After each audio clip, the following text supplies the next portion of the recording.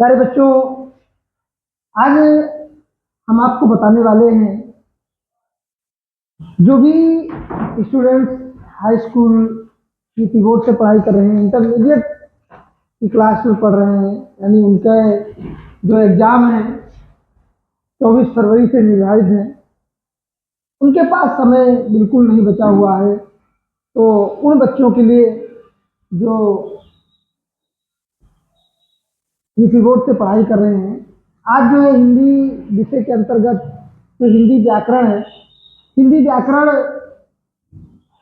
में जो है जो रस है, आज जो है हम उसका रिवीजन करवाएंगे। तो थोड़ा हम सरसरी दृष्टि से हम एक बार फिर से देख लेते हैं, क्योंकि अब ज़्यादा डिटेल से बताने का समय नहीं है, लेकिन सरसरी दृष्टि से हम जो है एक बार फिर से देख लेते हैं। रस, रस का अर्थ, परिभाषा, रस के अंग और प्रकार, हम आज जो है बारी बारी से इन सबको पढ़ने वाले हैं। और वीडियो अगर आपको पसंद आता है तो चैनल को आप सब्सक्राइब जरूर करें। चलिए, तो हम पढ़ते हैं। सबसे पहले रस क्या है? रस क्या है? रस शब्द का अर्थ है आनंद या उत्कंठा, या उत्कंठा कह लीजिए, आनंद या उत्कंठा। रस शब्द का अर्थ है आनंद या उत्कंठा।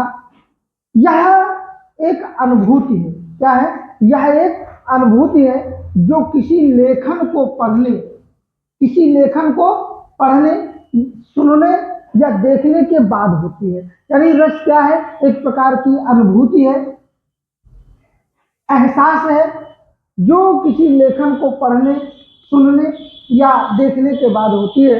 रस काव्य की आत्मा है। रस क्या है? काव्य की आत्मा है।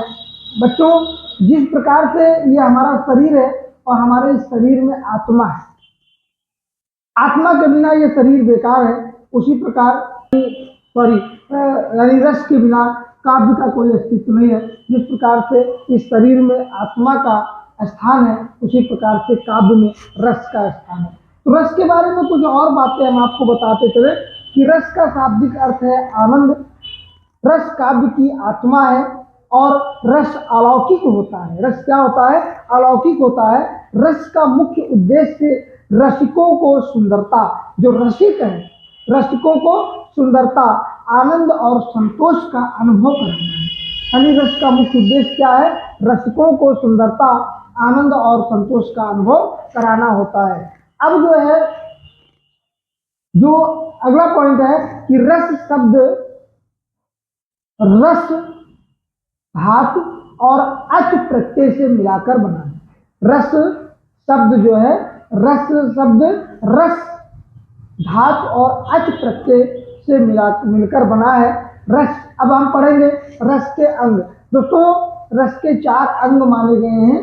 नंबर 1 है स्थायी भाव, स्थायी भाव, दूसरा है विभाव, तीसरा है अनुभाव और चौथा है संचारी भाव। ठीक है, रस के 4 अंग माने गए। जैसे हमारा शरीर है, हमारे शरीर में कई अंग हैं और सभी का अलग अलग कार्य है, सभी का अलग अलग रोल है। उसी तरह जो रस के अंग है, उनका सभी का अलग अलग महत्व है, सभी का अलग अलग कार्य है। तो रस के 4 अंग माने गए हैं। पहला है स्थायी भाव।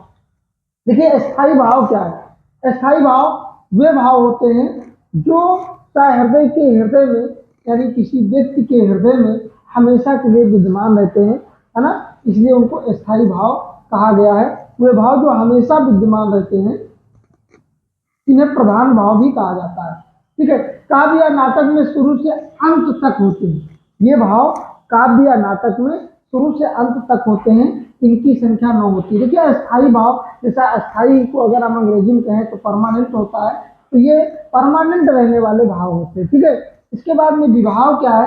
जिस वस्तु या व्यक्ति के प्रति वह भाव प्रकट होता है, जिस व्यक्ति या वस्तु के प्रति वह भाव प्रकट होता है, वो विभाव कहलाता है। और विभाव 2 प्रकार के होते हैं। विभाव 2 प्रकार के होते हैं। पहला होता है आलम्बन। आलम्बन क्या है?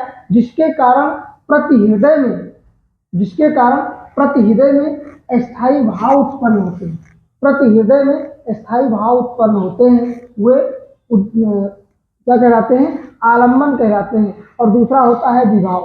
विभाव क्या है? भावों को उद्दीप्त करने वाले कार्यों या वस्तुओं को, जो भाव को उद्दीपित करने वाले कार्य हैं या वस्तुएं हैं, उनको हम उद्दीपन कहते हैं। क्या कहते हैं? उद्दीपन कहते हैं। उसके बाद में है क्या? अनुभाव। आलंबन की चेष्टाएं, कोशिश करने के लिए इच्छा। आलंबन की चेष्टाएं और कोशिश करने के लिए इच्छा उद्दीपन के अंतर्गत मानी गई हैं, जबकि आश्रय की चेष्टाएं अनुभाव के अंतर्गत आती हैं। आश्रय की चेष्टाएं, जो आश्रय होता है उसके अंदर या उसके जो चेष्टाएं होती हैं, जो व्यक्ति चेष्टा करता है, कोशिश करता है, वो अनुभाव कहलाता है। इसके बाद में आता है संचारी भाव। और संचारी भाव क्या होते हैं? स्थायी भावों को पुष्ट करने वाले भाव। जो स्थायी भाव को पुष्ट करते हैं, स्थायी भाव को पुष्ट करने वाले भाव संचारी भाव कहलाते हैं। ये सभी रसों में होते हैं। जो संचारी भाव होते हैं सभी रसों में होते हैं।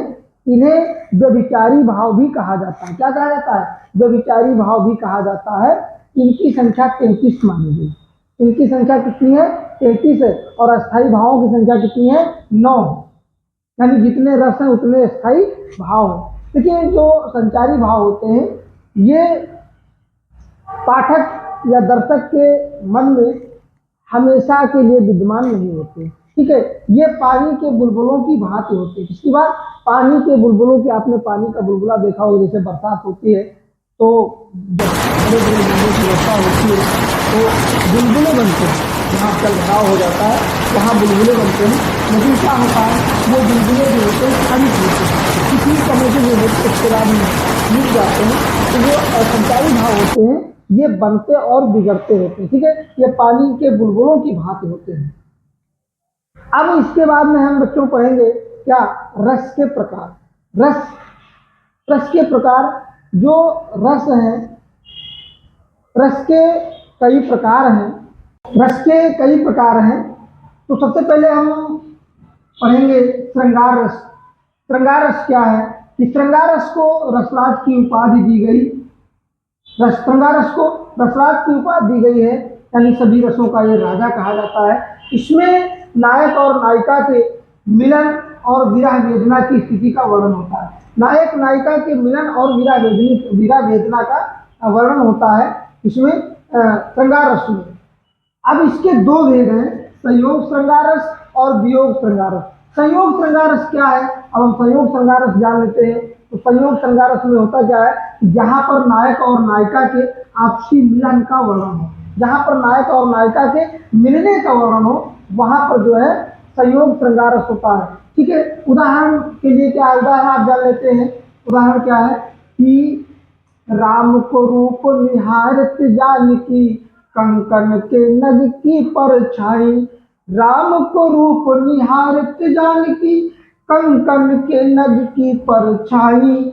और याते सब सुधि भूल गई, कर टेक रही पर टारत नाही।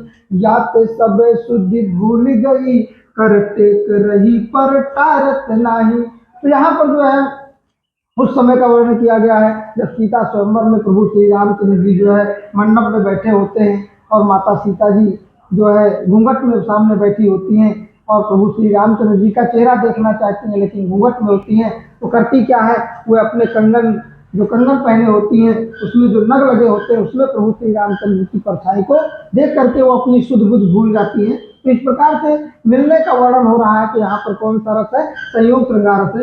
दोस्तों, इसके बाद में अगला रस आता है वियोग श्रृंगार रस। हम वियोग श्रृंगार रस पढ़ेंगे।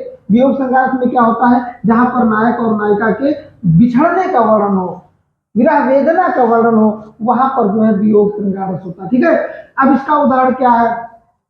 जैसे जी ने लिखा अपने काव्य में, महाकाव्य में, कौन सा? जो पद्मावत उनका महाकाव्य है, जो नागमती का वियोग वर्णन है, नागमती वियोग वर्णन, उसमें लिखा कि पीयूषो कहो संदेशुड़ा और हे भौरा हे काग।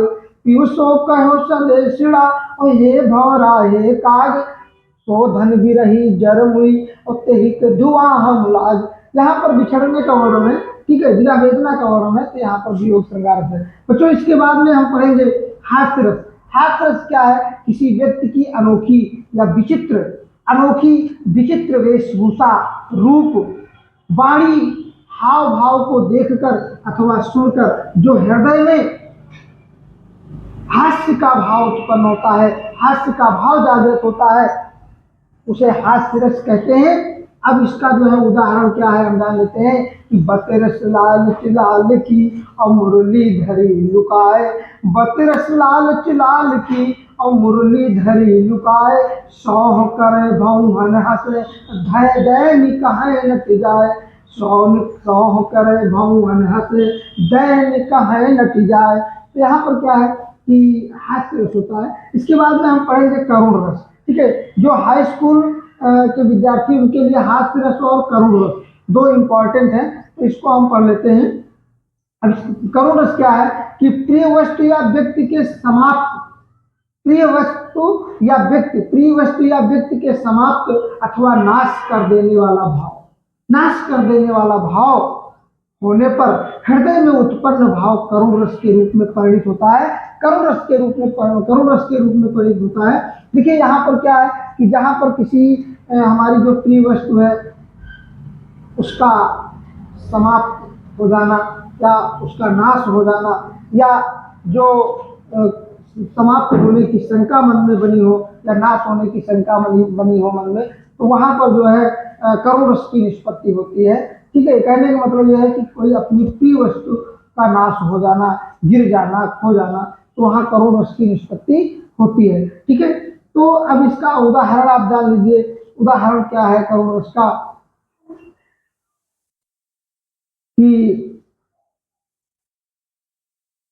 शोक बिकल सब रोम ही रानी, शोक बिकल सब रोम ही रानी, और रूप रास बल तेज बखानी, परे भूमि पर बार परे भूमि तल बार ही बारा, और कर ही विलाप अनेक प्रकारा, परे भूमि पर बार ही बारा, और कर ही विलाप अनेक प्रकारा। तो यहाँ पर जो है क्या है कि जब राजा दशरथ का देहांत हो जाता है, मृत्यु हो जाती है, तो उस समय जो उनकी तीनों रानियां हैं वो जो है दुखी मुद्रा में दुखी होकर के विलाप कर रही हैं, रो रही हैं, उस समय का ये वर्णन किया गया इसमें। इसलिए यहाँ पर क्या है करुण रस है। और एक चीज इसका हम स्थायी भाव जान लेते हैं, इसका स्थायी भाव है शोक। शोक नामक स्थायी भाव के द्वारा जो है करुण रस की निष्पत्ति होती है। और जो हास्य रस का स्थायी भाव है वो हास है। क्या है शायद हमने नहीं बताया अभी, तो हास्य रस का जो स्थायी भाव है वो हास है। और जो श्रृंगार रस है, श्रृंगार रस का स्थायी भाव है रति। श्रृंगार रस का स्थायी भाव क्या है रति। अब करुण रस का एक और उदाहरण आपने पढ़ा होगा, सुना होगा क्या कि मणि खोए भुजंग सी जन्मी, फलसा पटक रही थी शीश, अंधी आज बनाकर मुझको किया न्याय तुमने जगदीश। तो इस प्रकार से ये करुण रस का उदाहरण है। तो प्यारे बच्चों, आज की वीडियो में सिर्फ इतना ही। मिलते हैं, जो आगे के और रस हैं उनको अगले वीडियो में आपको बताएंगे। मिलते हैं अगले वीडियो में, तब तक के लिए नमस्कार।